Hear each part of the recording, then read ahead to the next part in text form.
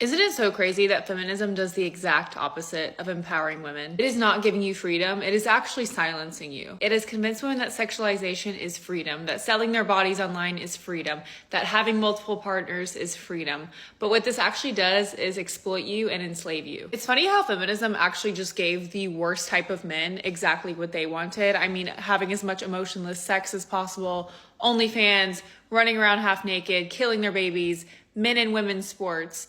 How does that equal female empowerment? Not to mention you're warding off all of the good men. I mean, you guys say over and over how much you hate men when you are literally doing the things that please the worst type of men. If you were focused more on traditional femininity, on having one partner, on getting married, on having kids, on building a family unit, I promise you would attract really good men into your life, and therefore you wouldn't hate all men. And every time I say things like this, I get told that I'm tearing down other women. No, the reason that I post what I post is because I actually care about other women and their well-being.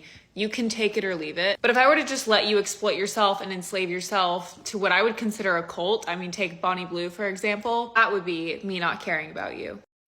I mean, y'all, they literally had us out here waxing, shaving, tanning, dieting, exercising, smiling, just so we would attract a man, so we could keep men in power on the backs of the lifelong emotional, mental, and physical labor of women. They literally had us out here believing there was no other fulfilling life than to get married to a man and have children, that there was no other way to have worth or experience a fulfilling life besides shackling yourself as a slave to a man. They really had us convinced. And look at all the industries that capitalize off of that. Makeups, cosmetics, fitness. The list goes on. This might be the biggest scam of all. Ladies, if a man gives you a ring and proposes marriage to you, it's because he's done playing the field, he's done trying to get all the ladies, he's maybe balding a little bit, he can't get the ladies anymore, so now he has to settle down. And settling down means finding somebody who's available that likes him enough to put up with his shit, and then he makes you feel special with a ring. He just needs access to a woman's body for the rest of his life. He can't go out and play the field and get the women he used to, so now he'll get married, because marriage is making sure you have it, because it's getting a little scary out there when I can't pick up these ladies, so I better settle down and get married. Marriage for a man is just maintaining access to a lady's body, to making sure they always have access to that, because they need it, because they will go crazy without access to a lady's body. They're extremely borny. All the way up until the day they die. Just borny, borny, borny. So marriage is to make sure that you stay and sleep in his bed, and he always has access to a lady's body. He's done trying to find, like, what kind of hot lady I can get. That was cool. Now what other kind of hot lady I can get? He can't get the hot women anymore, so he's settling down and getting married to you. It's not an honor. It's not an accomplishment. You're literally just a free Bex worker when you get married. Modern women keep saying marriage is a scam, claiming that when a man proposes, it's only because he can't be an F-boy anymore or because he needs a nurse. That's how deep the disrespect has gone. Men can't even choose commitment without being mocked. Instead of seeing proposal as a man's growth, they twist it into a weakness. The truth is, many women have lost respect for responsibility, mistaking maturity for desperation. They say men only settle down when they run out of options, yet it's often women who start searching for a husband when their youth fades. The same women who laugh at serious men in their 20s are the ones asking, where are the good men in their 30s? When a man wants peace and loyalty, they call him boring or insecure. The problem isn't men losing value. It's women refusing to recognize what stability looks like because they've been chasing excitement instead of partnership. Men don't propose because they've hit a wall. They propose because they've reached a point of clarity. They've experienced life and realized that building something meaningful is worth more than short-term pleasure. But in this generation, that decision is mocked. Women turn it into a joke, saying he's balding or can't pull women anymore. In reality, he's evolved beyond the games, while many of them are still trying to win validation from strangers online. Marriage didn't lose its value because of men. It lost its value because too many women treated it like a transaction instead of a union. They entered it for image, comfort, or competition, not love or respect. They wanted the wedding day, not the daily work. They laugh at the men who genuinely wanted to build families, then turn around and call marriage a scam after their own poor choices. That's not empowerment. It's avoidance of accountability. When a man gives a ring, it's not because he's desperate. It's because he's ready to lead, to protect, and to build something real. But women who can't understand growth will always mistake it for weakness. The real scam isn't marriage. It's the mindset that mocks men for maturing and celebrates dysfunction as freedom. Women broke the meaning of commitment, then blamed men for walking away from the chaos they created. Okay, hot take on marriage and children. I think marriage and children are absolutely pointless. Fun fact, most men do not dream of marriage. But they will if their woman wants them to. They will if they're with a woman and she requires it and they like her enough. I think love in general, low-key, has never really existed. Think of it from beginning of time. Would you define that as love? I feel like since the beginning of time, it's been pushed in younger girls' face that we should fall in love and we should get married and we should have kids. The fairy tale love story has literally been all in our faces since we were little girls. The Disney movies, all of it. We have been sold a dream and we have been sold a fucking lie. The lover girls are quaking. Bitch, I want myself. It's the same thing with having children. It's been pushed on us since we were children. Why the fuck are you giving a child a little baby doll, a little stroller, the little kitchen setup? Like, they be prepping us young, bitch. And it's the same thing with marriage. I recently saw a video of a little girl asking, like, does she have to get married when she gets older? And then her mom's like, no. And she's like, yay. Truth be told, like, thinking back to when I was a child, I always thought that I wanted marriage and kids as I got older and things like that. And because, quite frankly, that's what women are expected to want. But when I actually look back on my childhood, I never dreamed of, like, me growing up and getting married and having kids. I always dreamed of me growing up and living in this penthouse with my little teacup poodle and all these things for myself. My dream life and my dream career. I never imagined a man and a child. I also saw another take where a girl was speaking on us not being destined to have children. And she was basically just saying that we've only accepted children because children are a result of sex. Which, you know, people gonna do that anyway. It's natural, you know what I'm saying? Broke and starving, people gonna fuck. And it's gotten to the point where people have just accepted that, you know, having kids is a part of it.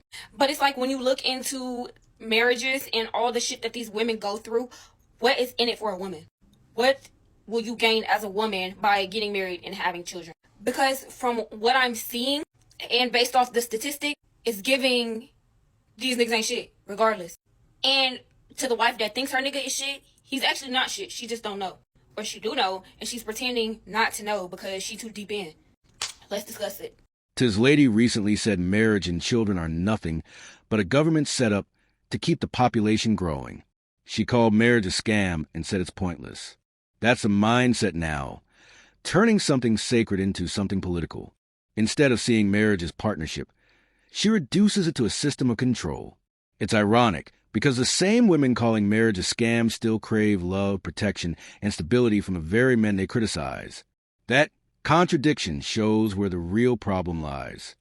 She said men only want marriage for convenience, someone to take care of them, and the social status that comes with it. But who truly benefits more from marriage in today's world? Women walk away with the house, the kids, and half of everything a man worked for. Men are the ones losing financially, emotionally, and legally, yet somehow they're the ones accused of using marriage for comfort.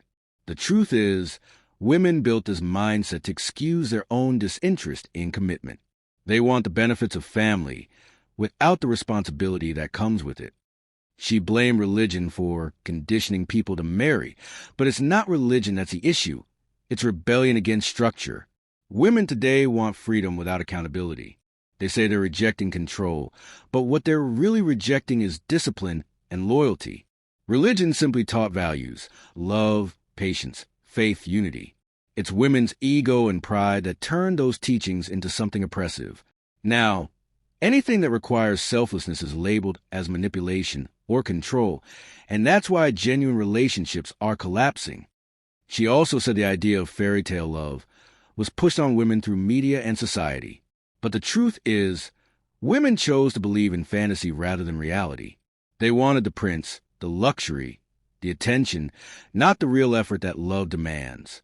They were never forced into believing it. They embraced it because it fed their emotions. And now that real life doesn't match their expectations, they call the whole thing a setup. Instead of maturing, they blame men, marriage, and even the government for their own failed ideals. Marriage didn't become meaningless because of men, religion, or society. It became meaningless because women stripped it of its purpose. They mocked the structure that once protected them, and now they're left confused, angry, and alone. The same system they call a scam is the one that once gave them security, honor, and family. What destroyed marriage isn't control. It's pride, entitlement, and a refusal to accept that lasting love requires more than emotion. Women turned something beautiful into a battleground, and now they're paying the price for it. Married people only tell you the truth about marriage after you're married. If we knew the truth about marriage prior to marriage, like married people were telling you the truth, rawness about marriage prior to marriage, no one would ever get married. Women wouldn't. Men will still get married because they have a lot of advantages in marriage. But women would never get married, or they definitely would not marry for love. If I were to ever marry again, under no circumstances would I marry for love. I don't even know if I would marry for like, it would have to be like a lot deeper than that. And I know a lot of you guys may be like, oh, love is deeper than like. Tell that to a couple that's been married for 40 years. Most likely that woman feels like she loves her husband, but she damn sure don't like him. And he definitely don't like her. Because when you really like someone, you treat them like you got some sense. When I meet a couple that's been married for decades, I know that that woman has a lot of endurance for pain. And she's probably not happy with her marriage. At some point, these women learn to find happiness for themselves in their marriage. Men generally don't care about how happy the marriage is. They're in a marriage for comfort, whatever benefits it brings, for social status, and for feeling like the feeling being taken care of. Couples that's been married for decades and have a good relationship, they have a soul level connection. This is someone who is their soulmate, and they have like a resonance and alignment on a soul level. So it's not to say that it can't happen. It's to say that most people aren't patient enough to let it happen, to wait for it to happen. This woman said married couples are the biggest liars, that they only start being honest about marriage after they tie the knot. According to her, people in marriages hide the ugly truth, pretending everything is perfect until reality hits. But here's the thing. It's not marriage that's fake. It's the way modern women enter it. Too many of them walk into marriage with unrealistic expectations, thinking it's a fairy tale, then blame the whole institution when it doesn't go their way. They're not being lied to. They're lying to themselves. Women today romanticize weddings but neglect what comes after. They spend months planning the perfect dress, the photos, the attention, but put little effort into building understanding or patience. When real life sets in, they call marriage a trap. They claim no one warned them, yet the warning signs were always there. It's just that most women ignored them because they were chasing the fantasy, not the reality. And when it collapses, they turn around and say married couples lied, instead of admitting they weren't prepared for real commitment. Many women love to talk about how marriage is full of secrets and suffering, but they never take accountability for their own behavior inside that home. They demand affection from men, but bring chaos and attitude. They expect endless effort without giving peace or gratitude. When marriages fail, they blame society, men, or even marriage itself, never themselves. The truth is, if women were honest about how their own selfishness ruins homes, fewer people would be fooled by this illusion of happy couples. The high divorce rates didn't happen by accident. They're the direct result of women entering marriage for attention, comfort, or validation, not love or respect. They marry for the image, not the bond. Then when excitement fades, they run. And yet, these same women want to teach others about relationships as if they're victims.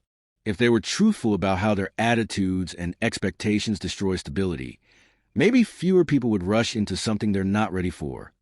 Marriage isn't the lie. It's the people who misuse it. Women turned it into a performance, a competition, a status symbol. Then they cry foul when it fails. If they were as transparent about their flaws as they are about their complaints, maybe marriage wouldn't seem like such a nightmare. But as long as women keep treating commitment like a fantasy to win validation, they'll keep blaming marriage for the consequences of their own choices. You know what I've realized? It's very convenient for a man to have a wife, but not a wife to have a husband. We're going to generalize and be very stereotypical in this, like my explanation. So when a man is not married, he's a bachelor, he has to live by himself, cook, do the domestic chores, cooking, cleaning, etc.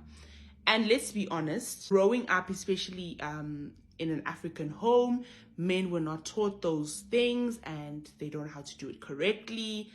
It's just a mess. They don't do it regularly, etc. And cooking as well, they might have unhealthy eating patterns of ordering out and not cooking for themselves. Whereas women in an African household were taught, no, you must cook, you must clean, you must do everything and stuff, even though we might not like it. So coming into a relationship, getting married and living with someone, like a woman who grew up in an environment where you saw dishes or you saw dirty things, you clean immediately. And a man is not going to do that. He isn't, right? And a man is not going to want to cook for himself. So you cooking, you doing the domestic chores, etc., right? And in a modern day society where women work now and men work, you come home. We come home, we split our finances 50-50. Domestically, I'm doing everything, let's say. That is not convenient for me. It is not. It is not convenient at all. I split my chores with my wife. Are you really? Are you really? Are you really? It's not convenient to be married as a woman. It is not. I don't think I want to get married that early now that I really, really, truly think about it, because I was taught at a young age, oh no, get married, have kids. It's not convenient. It really is not convenient to me. I do not want to suffer. I do not want to suffer. Yeah, marriage is a scam, especially for women. Moral of the story. She said it's very convenient for a man to get married, but not for a woman. That statement alone shows how one-sided the modern mindset has become. Women want to act like victims in systems that were built to favor them. They say marriage benefits men more.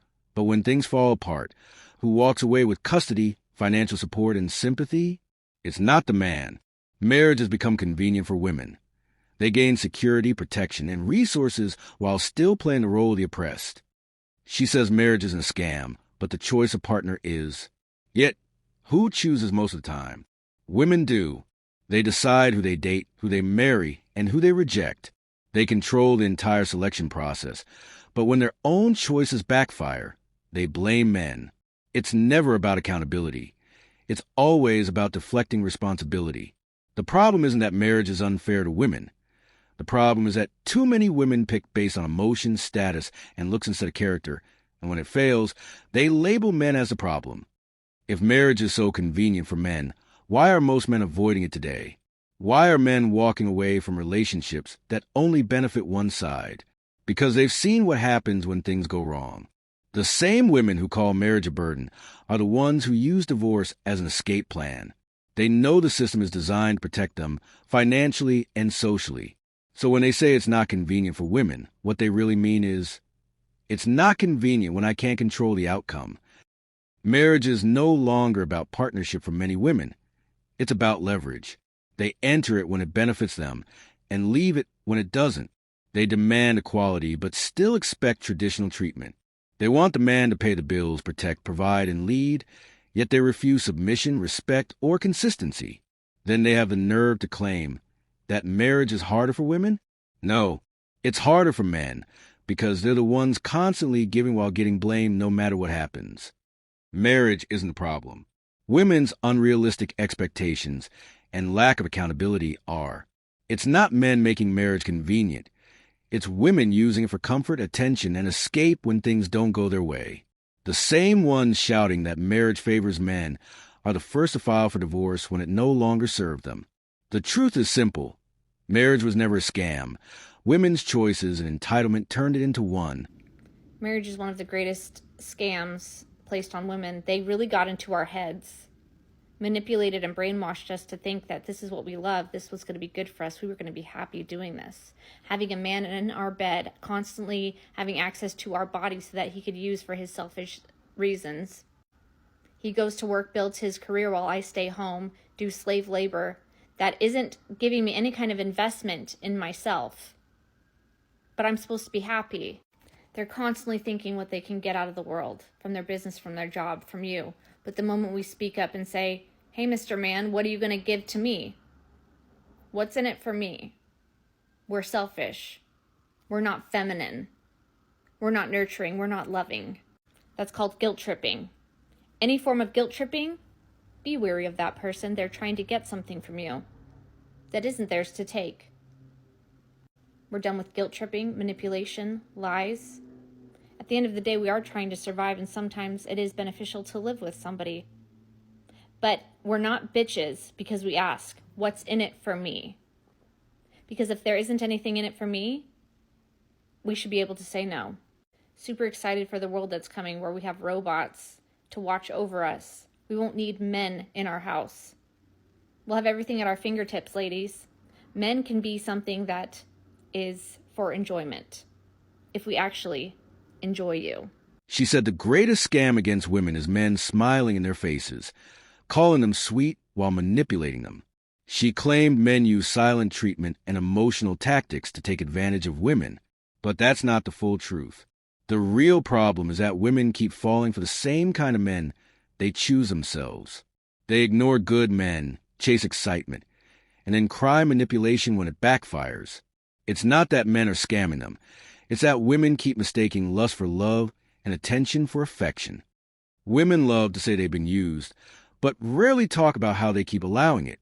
They choose the players, the liars, the charmers, while overlooking the men who would actually treat them right. Then when things go wrong, they paint all men with the same brush. That's not being strong. That's refusing accountability. You can't call yourself independent while constantly blaming others for the choices you made willingly.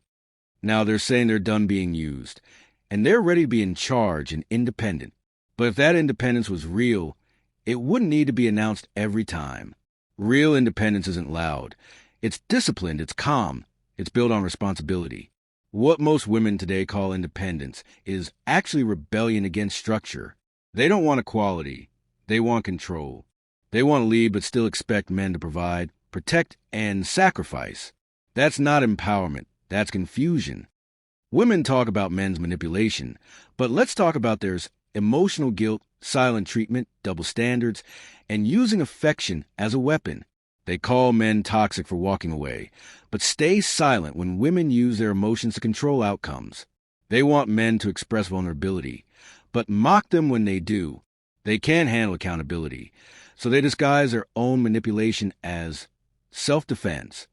That's why relationships are collapsing, because honesty is being replaced with blame games. Men aren't the scam. Women's mindset is. They call it manipulation when they don't get their way, and independence when they no longer benefit from a man's effort. The same women shouting about being used are the ones who used good men when it was convenient. The truth is simple. Men didn't change. Women did. They traded humility for pride and partnership for power. Now they're left fighting battles they created, wondering why peace is nowhere to be found. So I just watched a video of a woman talking about her ex-husband and how replaceable women are for men.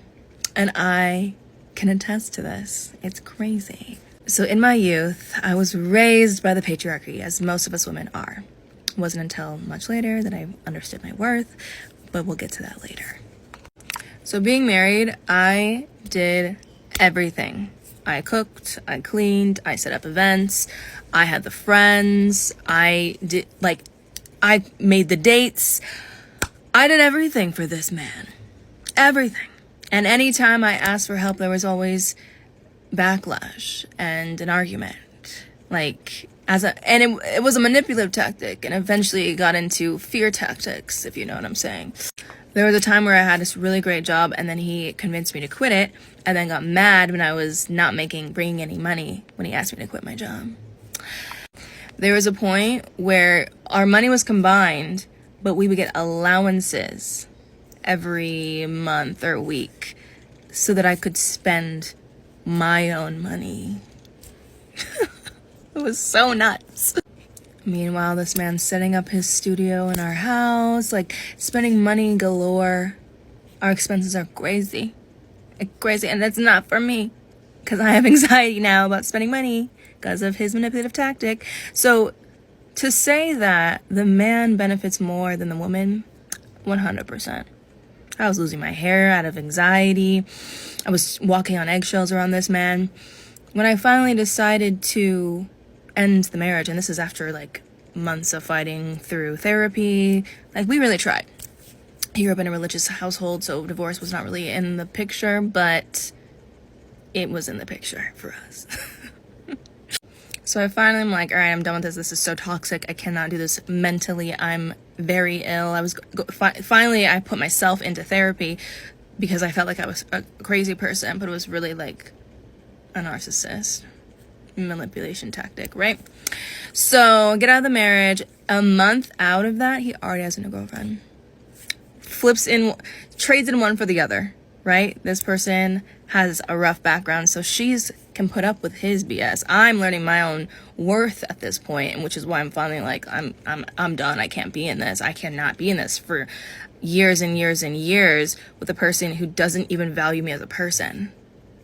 There's no way. That's clearly, you need somebody else for that. But it's not going to be me, and I feel so bad for this woman. Because that just shows her walk in life, right? A month into us separating, the divorce papers haven't even been drafted yet. 2 months later, he already has this woman pregnant. Like, if it's not, they're not married yet. Even to this day. This was 4 or 5 years later. They're not married. Nope. But I bet you he's dangling that carrot. Because he wants to keep her, right? And that's an interesting space to be in. Now you have kids, and you're dangling the carrot of marriage to get her to stay. Manipulation, right? And I asked him before we signed the divorce papers, and I never talked to him again, why did you ask me to get married? Like, why did you want to marry me? Such a weird thing for someone, like just to want and to push. Why? And he was like, oh, I don't know. He knew. He knew that he wanted me to take care of him. He had severe mother trauma. He wanted someone to take care of him, do everything for him, and he wanted someone he thought he could manipulate. And early on in our dating, yeah, I was a little bit more malleable. But as we got older and I had to fight for my literal well-being and health, that was not the same woman, and he needed to trade me out. So it's interesting how it benefits men over women. I don't know if I'll ever get married again. I would sign a prenup.